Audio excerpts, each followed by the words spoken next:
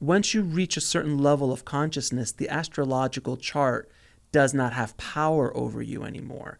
Before then, it really does dictate your life. It's just what it is. Like in 2025, if your chart is you're going to get married, or you're going to have a big shift in a job, or have a child, or it's going to do it. It's been written in the stars. It's been written in the stars, regardless. But when you become a walking master, you elevate your consciousness to a place where you can dance between the other side and this side. You understand. You kind of like and I always use this reference because it's the best reference I can come up with, is Neo from The Matrix. You're able to play with the code. You're able to manipulate. You're able to manipulate your surroundings and everything. And that's what the masters did. Jesus obviously did that. Buddha did that. And Yogananda did that. So many of these masters did. But so when you elevate your consciousness to a certain level, the astrological chart has no power about you anymore? Yes. It's the gravity of the human condition. This is the first part of my book. The operating system of the human condition is built to get it wrong.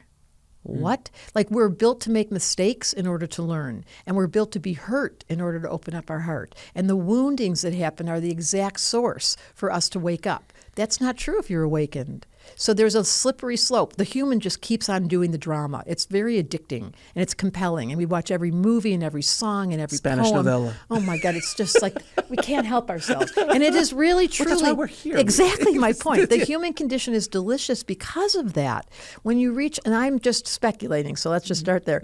As you reach higher levels of consciousness, the drama gets quieter. Oh, yeah, of course. And this is why for aging people, which is what I am, even though you can't tell by looking, you're less social, you're less concerned what people think about you, you feel less compelled to achieve, the ambition softens, the feeling that you have to do something inappropriate, you're not doing that inappropriate, like you drop all those conditions as you evolve. So think about it as young being, awkward, teenager, doing the stupidest things, taking the car, doing drugs, promiscuity, all of that activity of a youthful being is the human condition. And then as it evolves, it becomes the image we have when we think about Jesus or Buddha or Dwakul or Yogananda. Like, we see those beings and they have the silly little grin on their face. You feel like they ate the canary, however it goes. There's something about them that they got the code and they broke down this unbelievable drama. But for the rest of us, it's addicting and it's compelling. And it's stubborn. It keeps repeating itself.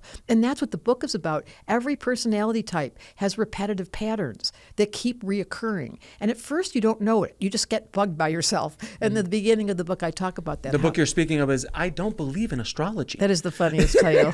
A Therapist's Guide to Life-Changing Wisdom of the Stars. Yes. It's a great title. Thank you. It's a great catchy. title. But it's funny because the people that don't believe it aren't going to buy it. The people that do believe it say, I already believe it. But anyways, it did catch people's attention. It's all about, the first half of the book is the human condition and how the operating system has these really loud faults that we don't recognize. Like, we don't know how to forgive. It's taken me years. I'm not even sure I'm good at it yet. We don't know how to be able to deal with the heartbreak. As soon as the heartbreak happens, we turn into a shriveled up, contracted. We lose the job and everything's wrong. There's no big picture. And those great ones, they've seen so much. And this has all happened before, you guys. We think that we're the only ones in this movie that are actually going through a transition. Every one of us is. And we're so scared. And the collective is going, this doesn't seem right.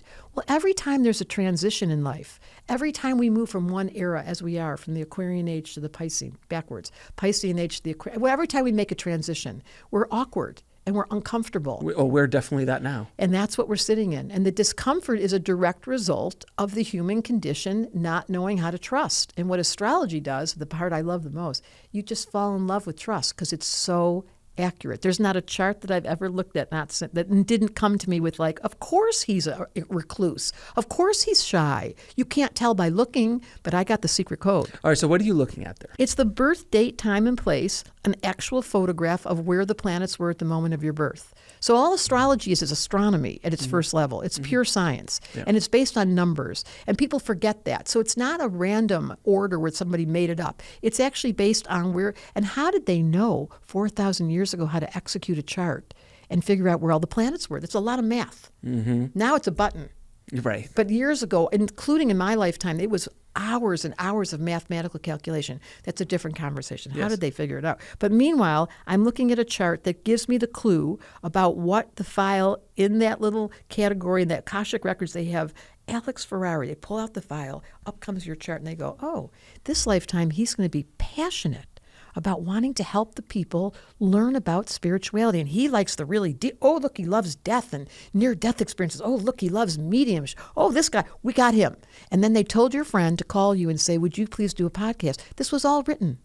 And then you said yes. Mm-hmm. Now, the quick trick here is, how many of you are able to say yes when you get the invitation? Because I would imagine you resisted at first. Oh, I completely. I mean, not that I resisted. I did it under pressure from Connie, my spiritual guide, who's been on the show, and she's very, very spicy.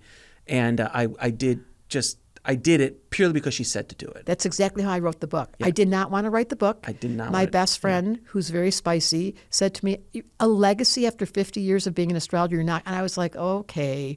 And so similar, we can admit to you. A little bit of resistance from the ego. I don't want to. To watch the full video, click on the link below. And don't forget to subscribe.